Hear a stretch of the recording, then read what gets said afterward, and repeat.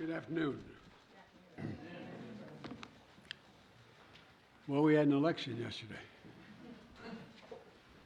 And it was a good day, I think, for democracy. And I think it was a good day for America. Excuse me, I'm a little hoarse. Our democracy has been tested in recent years, but with their votes, the American people have spoken and proven once again that democracy is who we are. The states across the country saw a record voter turnout, and the heart and soul of our democracy, the voters, the poll workers, the election officials, they did their job and they fulfilled their duty, and apparently without much interference at all, without any interference, it looks like. And that's a testament, I think, to the American people.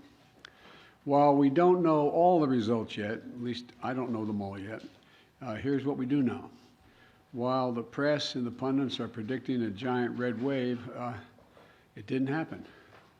And I know you were somewhat miffed by my obsessive optimism, but I felt good during the whole process.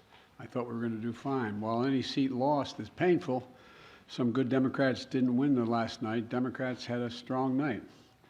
And we lost fewer seats in the House of Representatives than any Democratic president's first midterm election in the last 40 years. And we had the best midterm for governors since 1986. And another thing that we know is that voters spoke clearly about their concerns, about raising costs, the rising costs that they're in, and the need to get inflation down. There's still a lot of people hurting. They're very concerned. And it's about crime and public safety. And they sent a clear and unmistakable message that they want to preserve our democracy and protect the right to choose in this country. And I especially want to thank the young people of this nation who, I'm told, I haven't seen the numbers, voted historic numbers again, and just as they did 2 years ago. They voted to continue addressing the climate crisis, gun violence, their personal rights and freedoms, and the student debt relief. Last night, I was pleased to call Maxwell Frost, a 25-year-old who got elected, I guess the youngest man ever elected to the United States Congress. And I told him I told him that I was the first elected, the second youngest person ever elected to the United States Senate at 29. That I have no doubt he's off to an incredible start and what I'm sure will be a long, distinguished career. And when he's president and they say Joe Biden's out in the outer office, I know I'm going to say Joe who. But the voters were also clear that they are still frustrated. I get it. I understand it's been a really tough few years in this country for so many people. When I came to office, we inherited a nation with a pandemic raging and an economy that was reeling. And we acted quickly and boldly to vaccinate the country and to create a stable and sustained growth in our economy. Long-term investment to rebuild America itself, our roads, our bridges, our ports, our airports, clean water systems, high-speed internet. And we're just getting started. The interesting thing is that this is all going to really come into clear view for people in the months of January, February, March of next year. It's just getting underway. So I'm optimistic about how the public's going to even be more embracive of what we've done. Historic investments that are leading companies to invest literally hundreds of billions of dollars combined to build semiconductor factories and other advanced manufacturing here in America. It's going to create tens of thousands of good-paying jobs. And by the way, a significant number of those jobs are going to be jobs that pay average $126,000, $127,000. You don't need a college degree to get those jobs. And we're dealing with global inflation as a result of the pandemic and Putin's war in Ukraine. We're also handling it better than most other advanced nations in the world. We're lowering gas prices. We're taking on powerful interests to lower prescription drug costs and health insurance premiums and energy bills. After 20 months of hard work, the pandemic no longer controls our lives. It's still a concern, but no longer controls our lives. Our economic policies have created a record 10 million new jobs since I came into office. Unemployment rate is down from 6.4 when I was sworn in to 3.7%, near a 50-year low. And we've done all this while lowering the federal deficit in the 2 years by $1.7 trillion. Let me say it again, $1.7 trillion. No administration has ever cut the deficit that much. And reducing the federal deficit is one of the best things we can do to lower inflation, but while we've made real progress as a nation, I know it's hard for folks to see that progress in their everyday lives. And it's hard to see the results from actions that we took while we have to implement what we've done. But I believe we took the right steps for the country and for the American people. In fact, if you look at the polls, overwhelming majority, I don't look at them much anymore because I'm not quite sure how to read them anymore.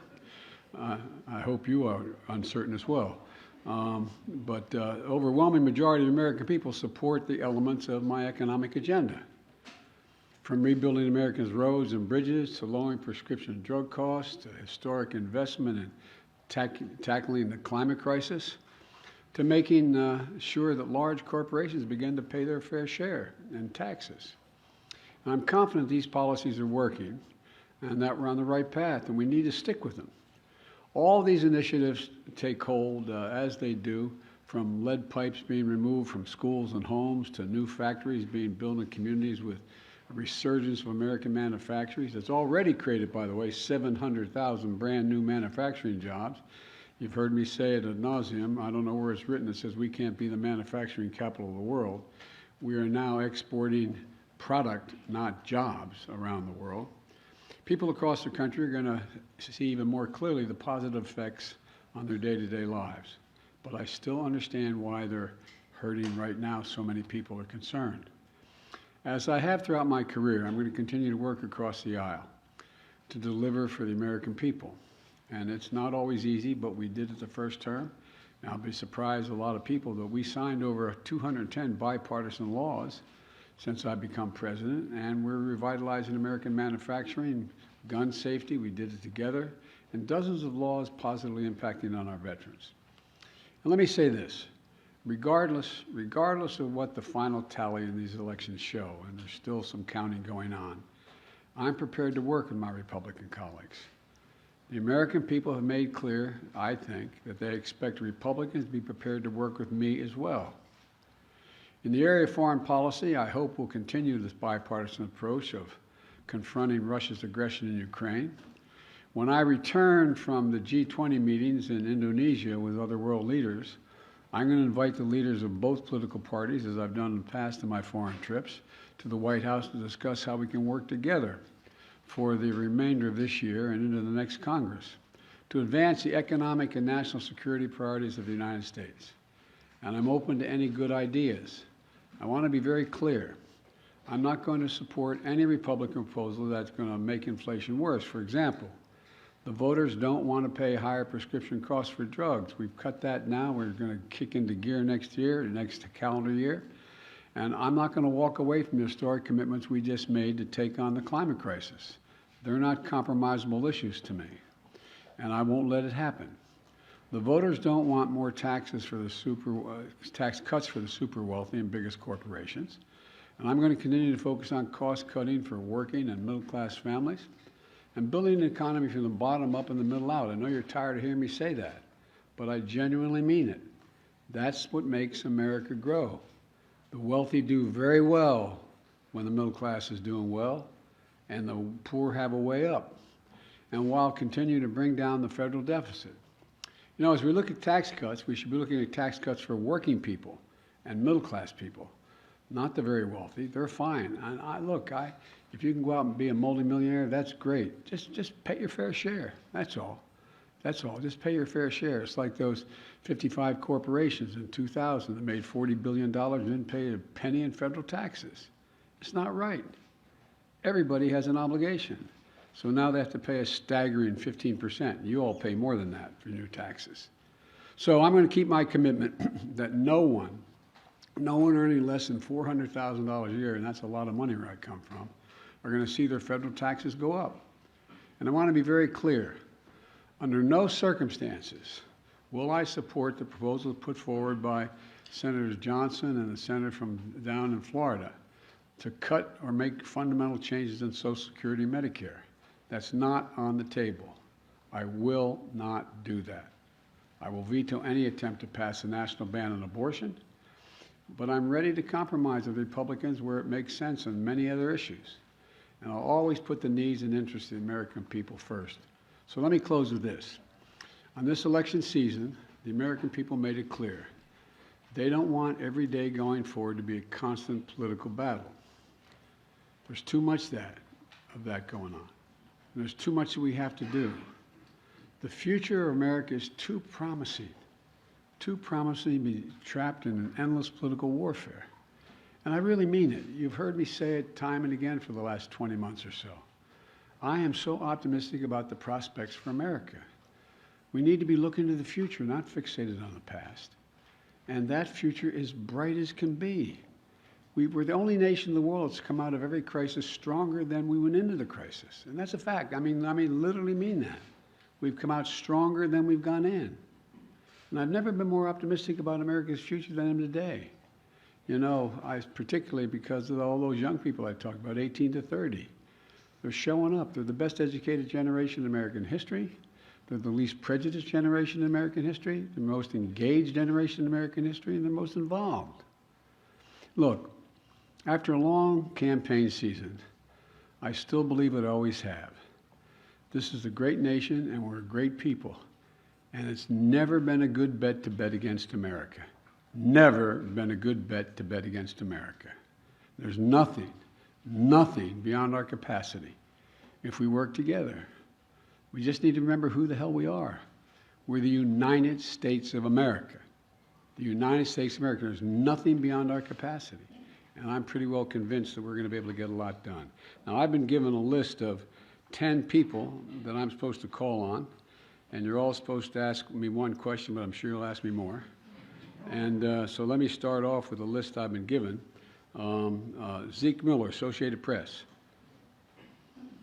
Thank you, Mr. President. I have 2 questions for you.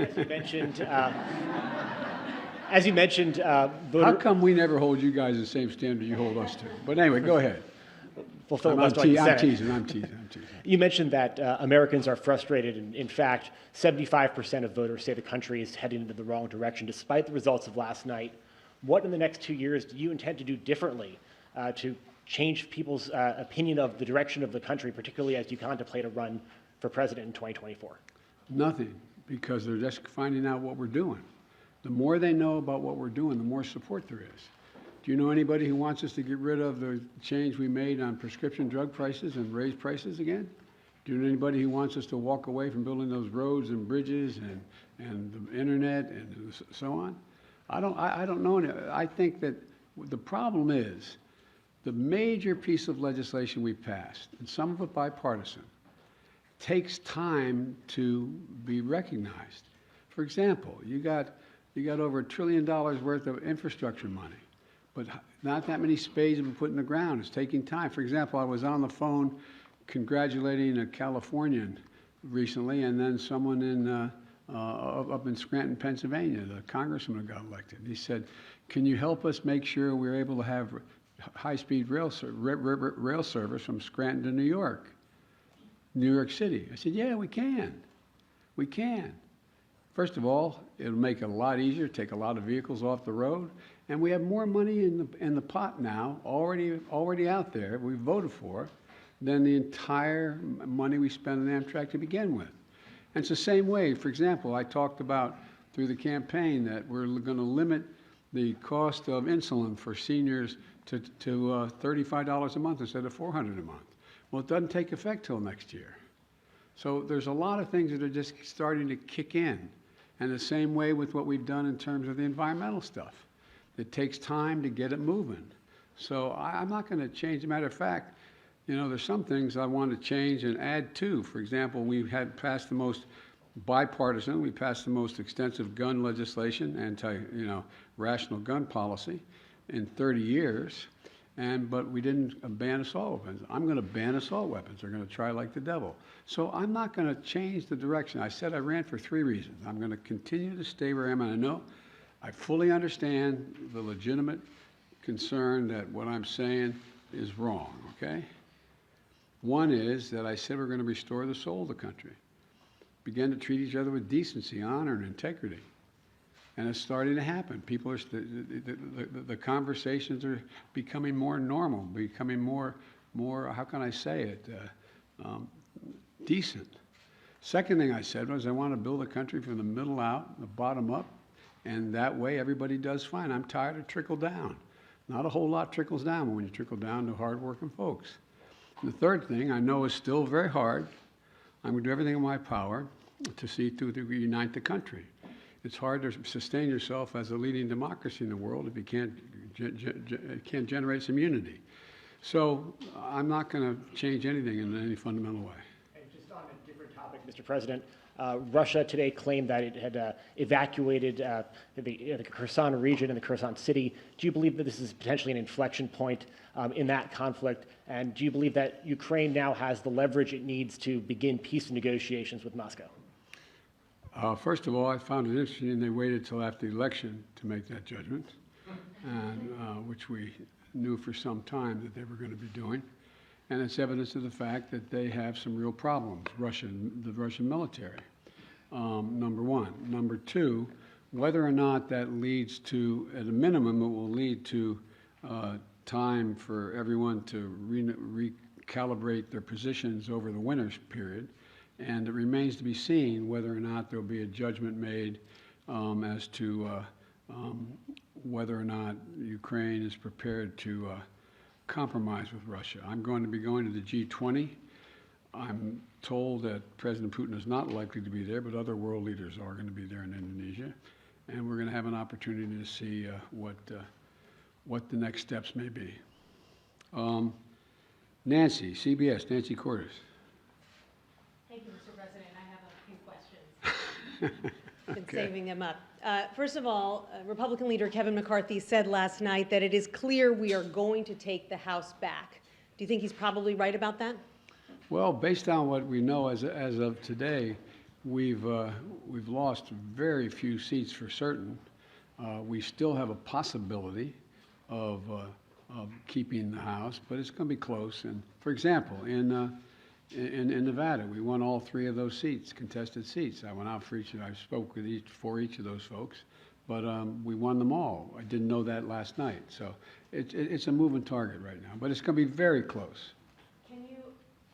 Can you describe your relationship with Mr. McCarthy? How often do you speak to him? What do you think of him? I think he's a Republican leader, and I haven't had much of occasion to talk to him, but I will be talking to him. I think I'm talking to him later today. When it comes to your legislative agenda, when you were vice president, your legislative agenda basically ran into a brick wall 2 years in when Republicans took control of the House, and that lasted for the rest of the Obama presidency. Is there any way for you to prevent that same fate from happening this time around? Yes. If Republicans take control of the House? Yes, because it's going to be much closer if they take control. If they can't, look, the predictions were, and again, I'm not being critical of anybody who made the predictions. I got it, okay? This is supposed to be a red wave. You guys, you were talking about us losing 30 to 50 seats, and this was going to, nowhere near, that's not going to happen. And so there's always enough people on the other team, whether it's Democrat or Republican, that the opposite party can make an appeal to, and maybe pick them off to get the help. And so it remains to be seen.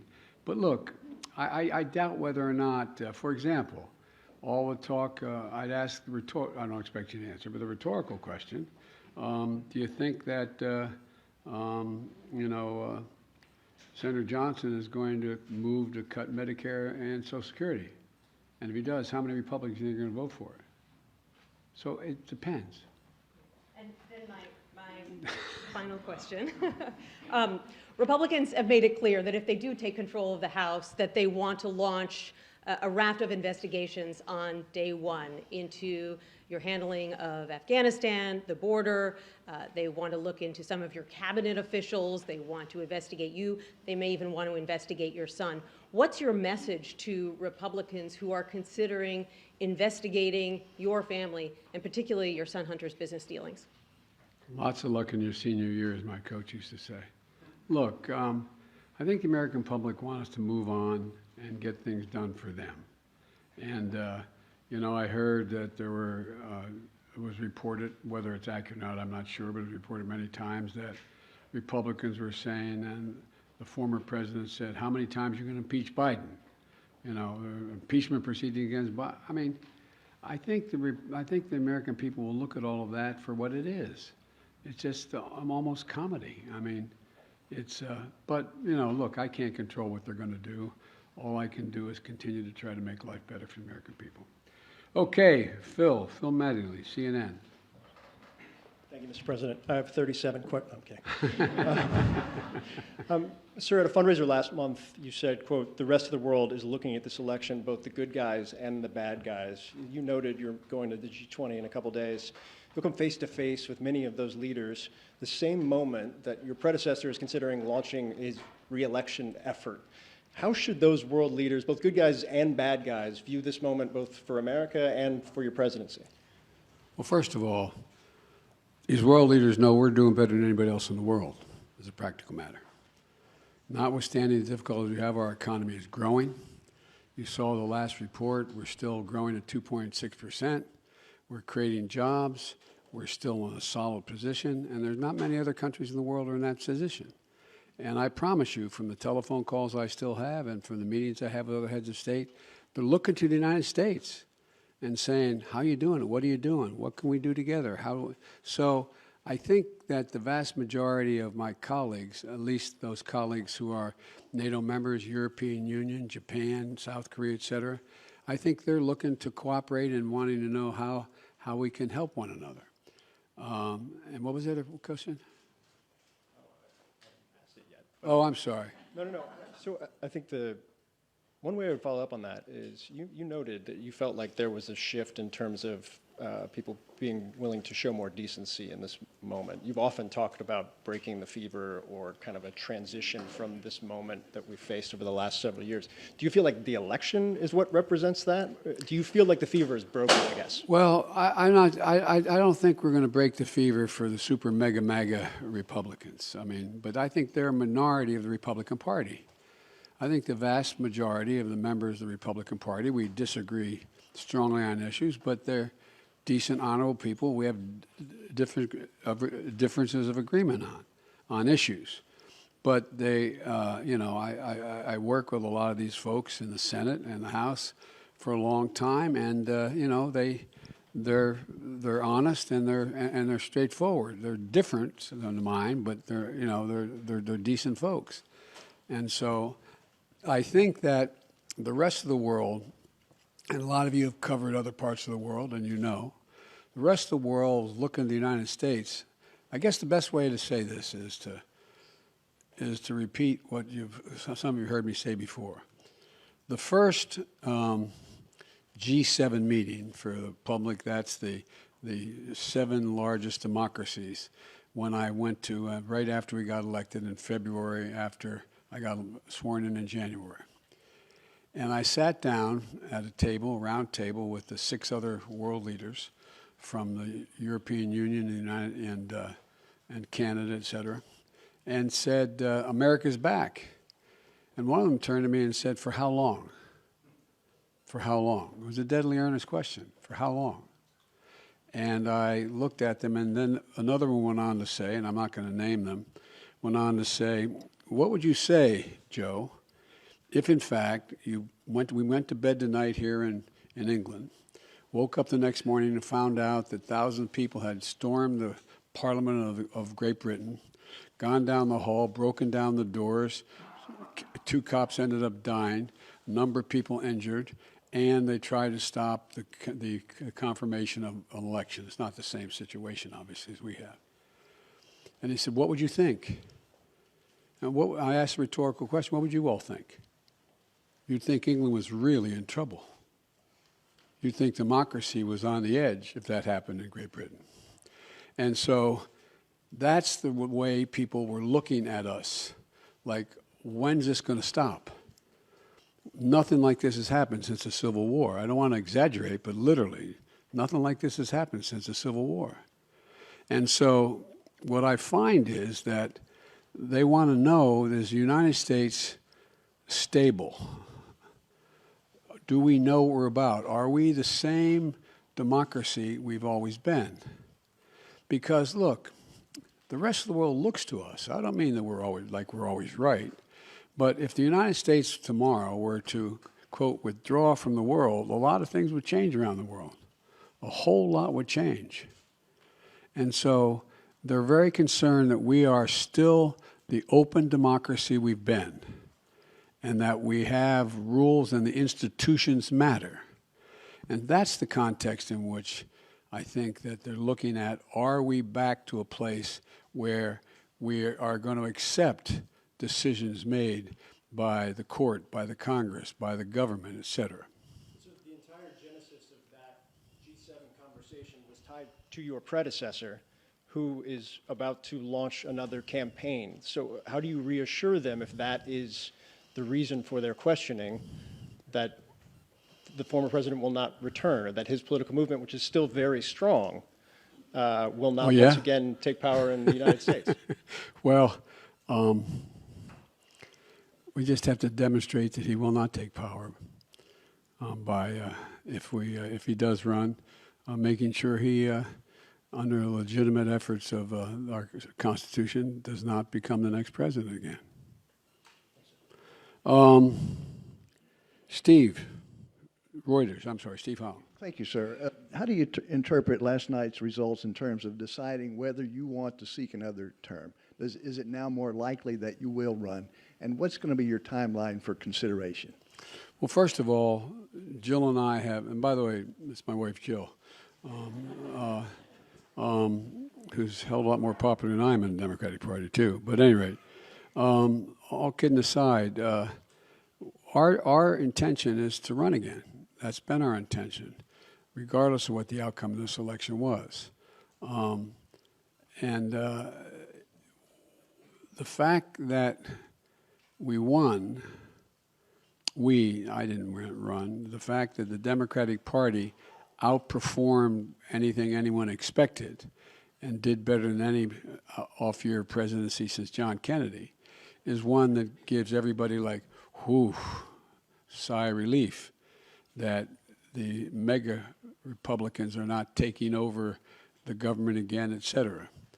And so my judgment of running when I announce, my intention is that I run again, but I'm a great respecter of fate, and this is ultimately a family decision. I think everybody wants me to run, but we're going to have discussions about it.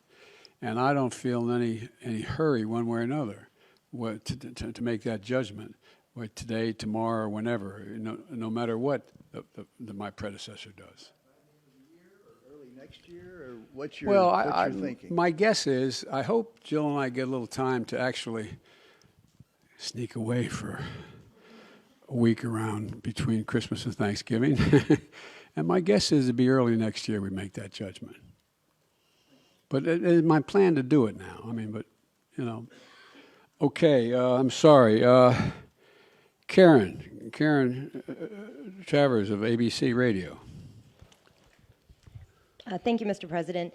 WNBA star Brittany Griner today was moved to a Russian penal colony to serve out her 9-year sentence.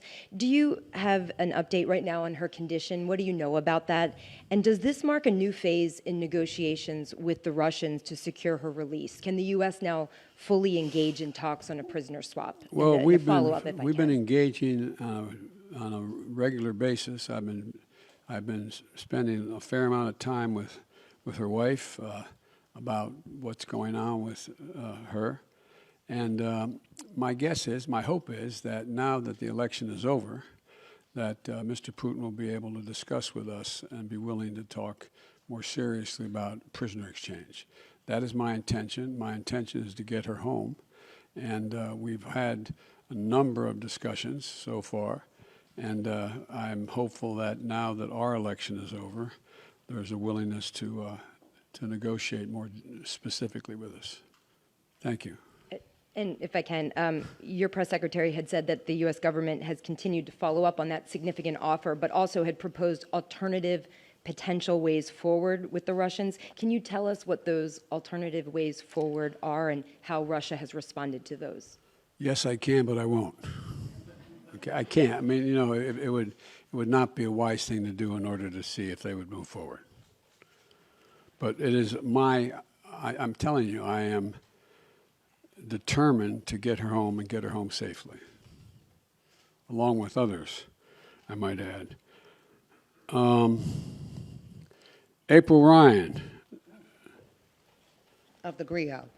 of the GRIO. Excuse me, I beg your pardon. Thank you, sir. I got it right last time we did this. Yes, you did. Yes, you did. Mr. President, I have a couple of questions on several issues. One, the Supreme Court. As you know, the Supreme Court has before it the issue of college admissions and affirmative action. What can and are you planning in case of a rollback that is expected? There are legal analysts that say that there will be drastic implications, there are tentacles from this, and they even say that this could impact Brown v. Board, the decision from Brown v. Board. Well, you know, first of all, I asked our Justice Department to defend the present policy before the Supreme Court.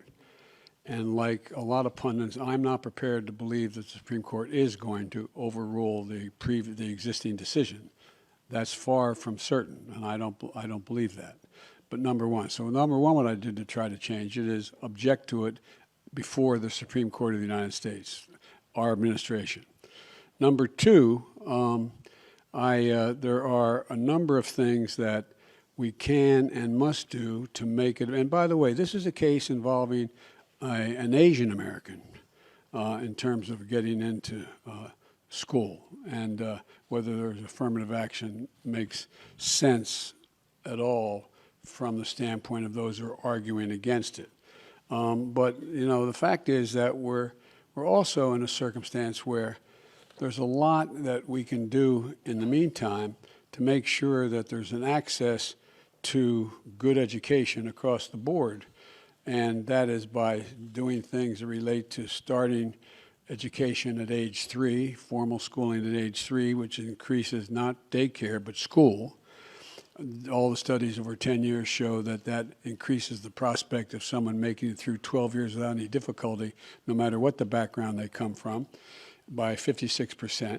And I also think that we should be making sure that we have the ability to provide for 2 years of education beyond that, whether it's apprenticeships or community colleges.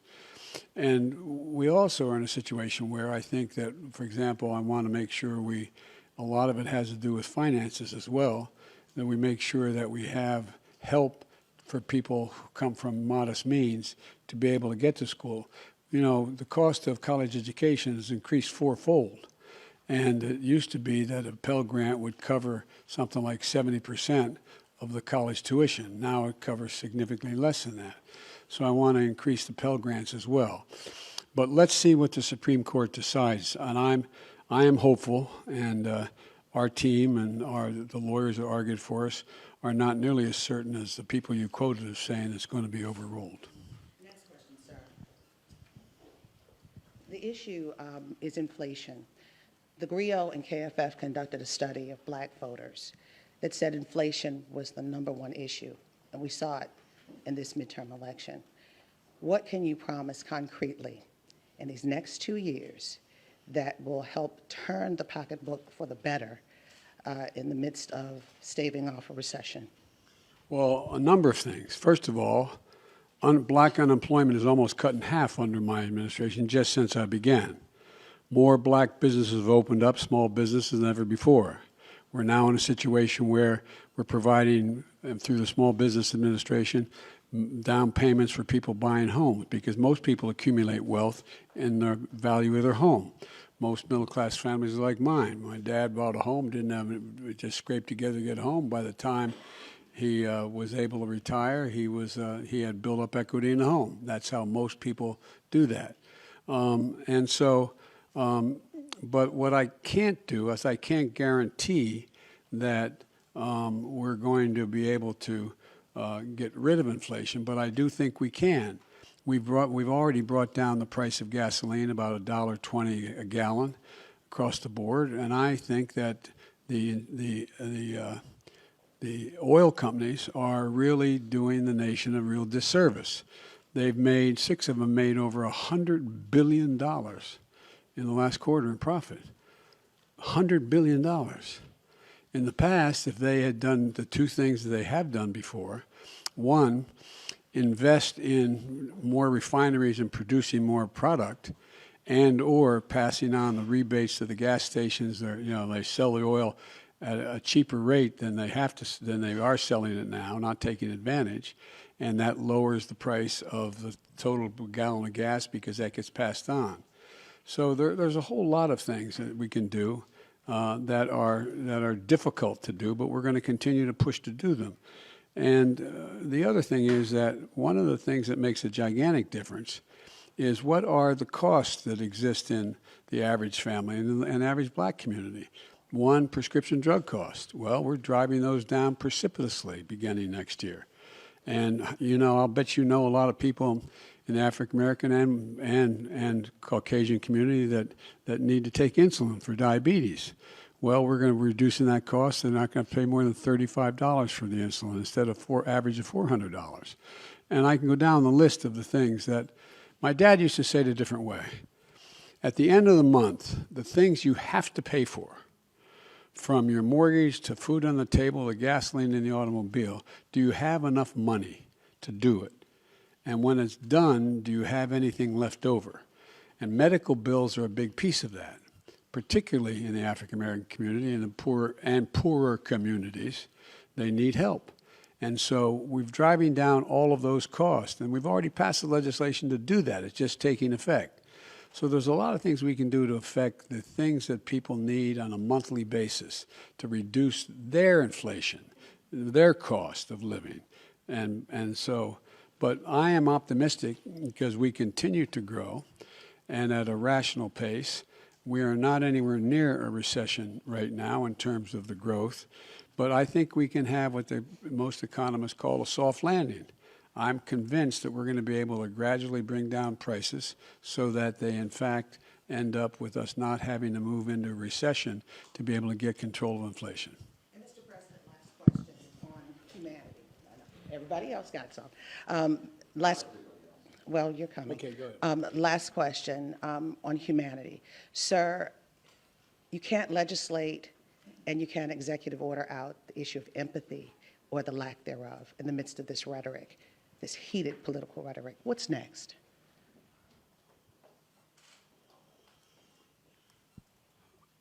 Part of what I think leadership requires, and I hope I meet the standard, is letting people know you understand their problem.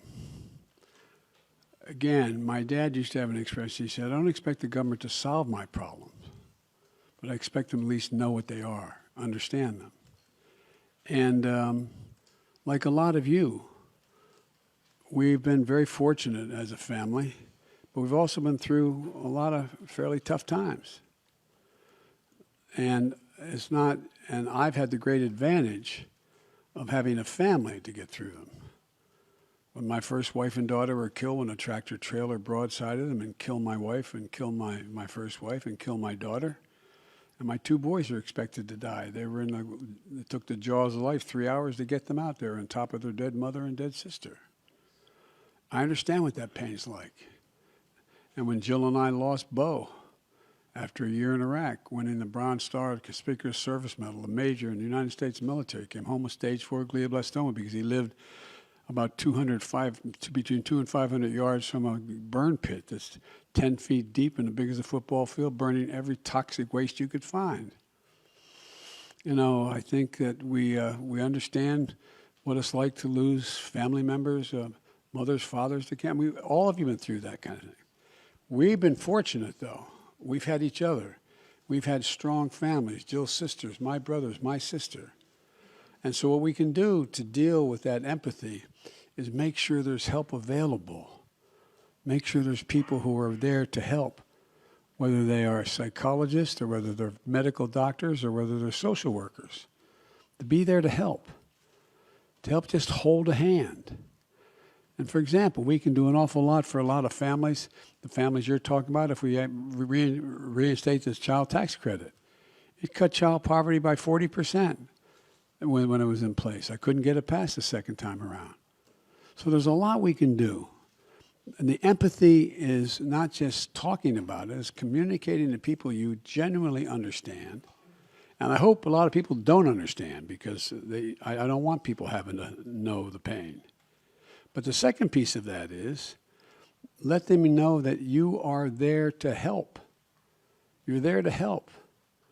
And one of the things I've talked with Vivek Murthy about, and a lot of you have written about it, and you've written it well about it, is the need for mental health care in America. You know, when we got elected, there were something like, I don't know, 2, 3, 5 million people who gotten their COVID shots. Well, in the meantime, I got over 220 million people, all 3 shots. But in the meantime, what happened? We lost over 1 million dead. 1 million dead. I read one study that for those 1 million people, they had 9 people who were each one had averaged 9 people close to them. A relative, someone they're married to, a child, someone close. The impact has been profound. Been profound.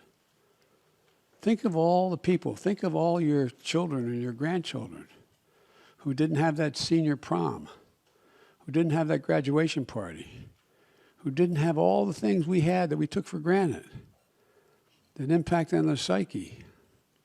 So there's a lot we have to do.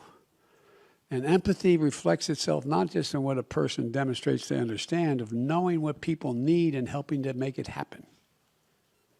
And we're trying to do that. And a lot of Republicans trying to do it too. I don't mean this is a partisan thing. A lot of people are trying to do it because they know we got a problem. Okay, excuse me.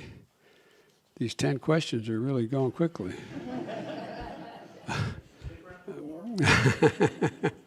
Well, I've got to meet with some of my, talk to some of the Republican leadership soon. But anyway, Jenny Leonard, Bloomberg. Thank you, Mr. President. 2 questions.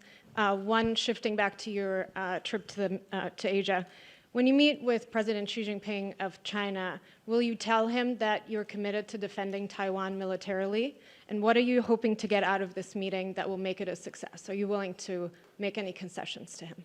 Well, look, I'm not willing to make any fundamental concessions because what I've told him in the beginning, and this is I've spent over 78, I think they told me, hours with him so far, 67 in person when I was vice president.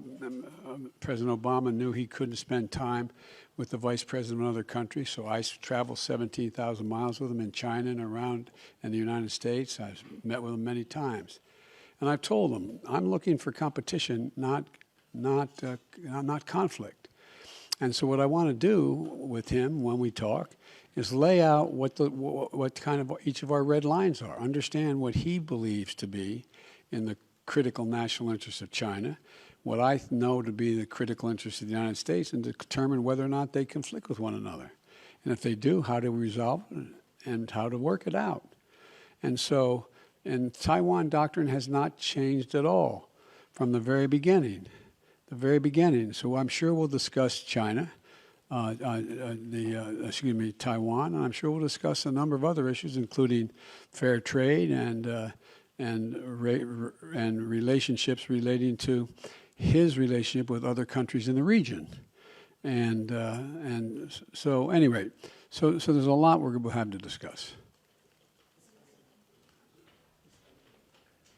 You want another question? Yes, Everybody else got one? You didn't Two or say three? if you will tell Xi Jinping personally that you are committed to defending Taiwan. I'm going to have that conversation with him. That wasn't my second one. Sorry.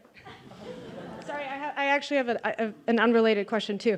Mr. President, do you think Elon Musk is a threat to U.S. national security, and should the U.S. and with the tools you have investigate his joint acquisition of Twitter with foreign governments, which include the Saudis?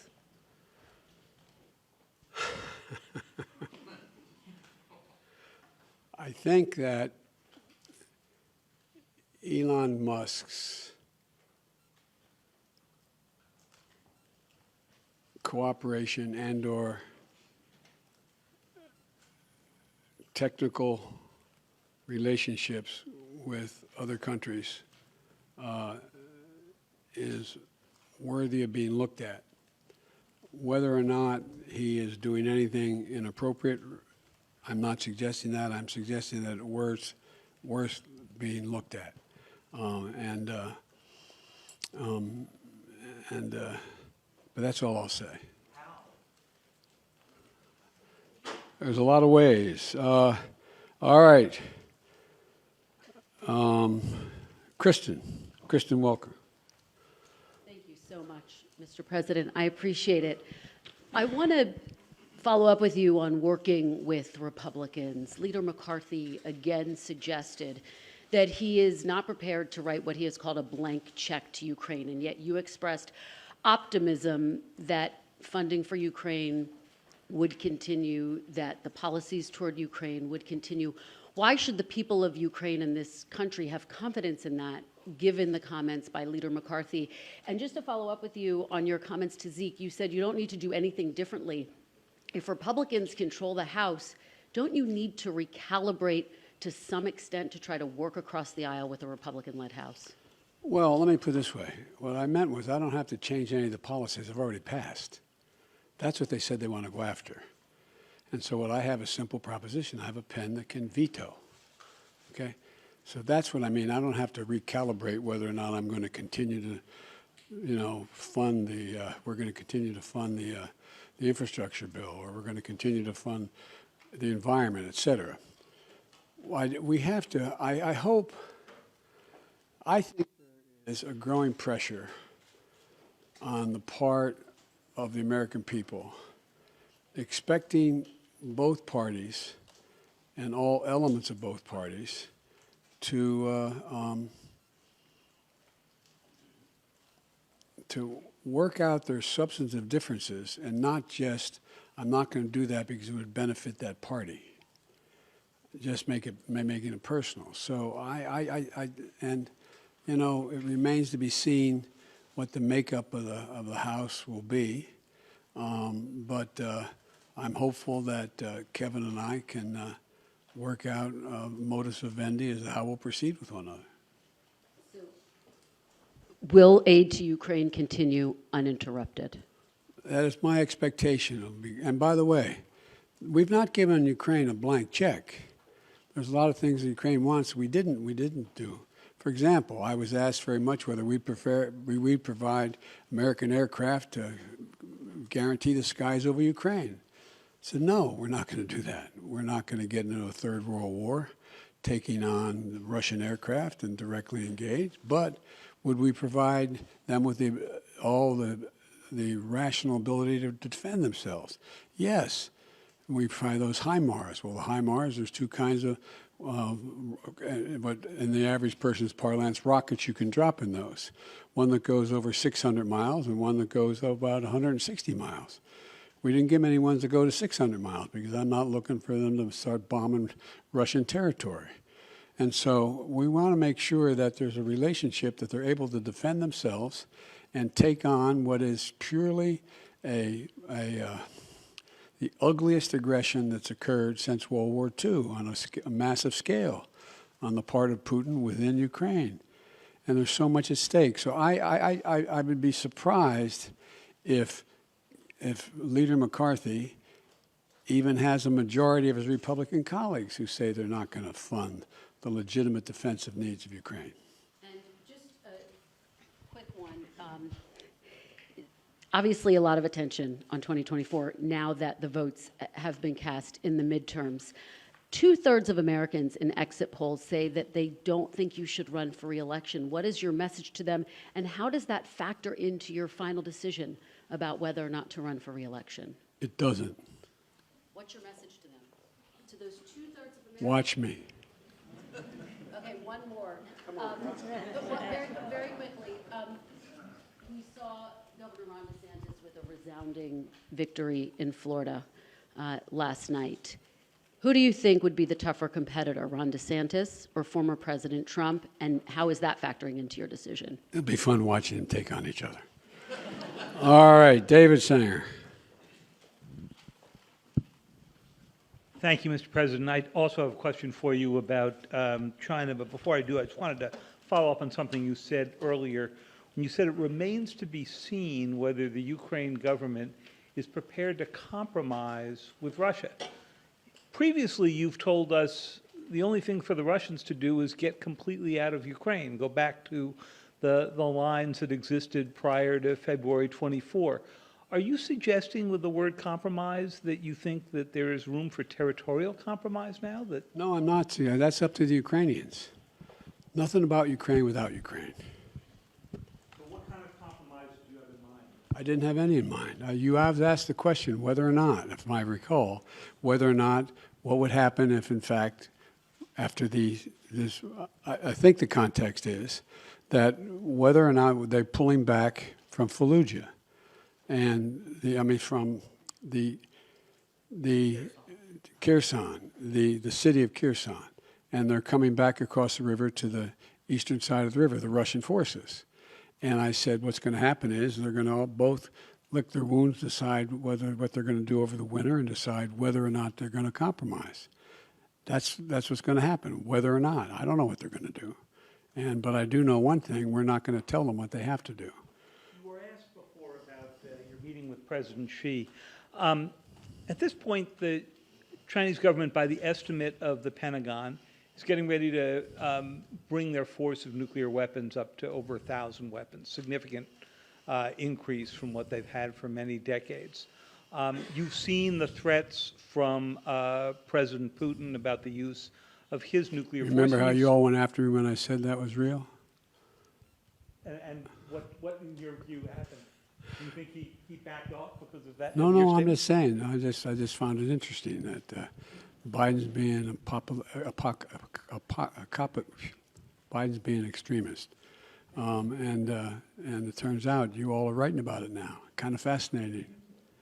So my question is, do you think that they are putting together a real alliance, the Chinese and the Russians?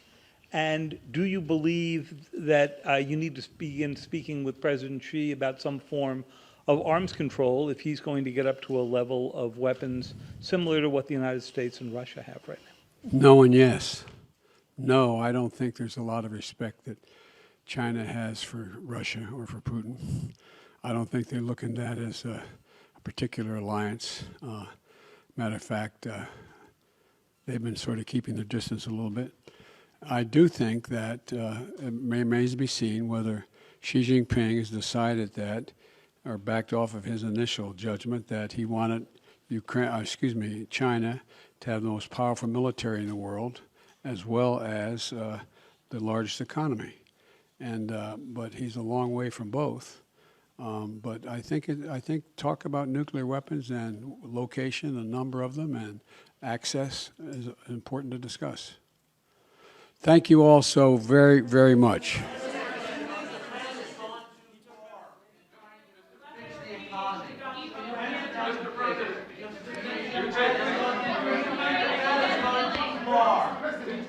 Thank you very, very much. We'll do another hour a little later. Thank you so much. Thank you.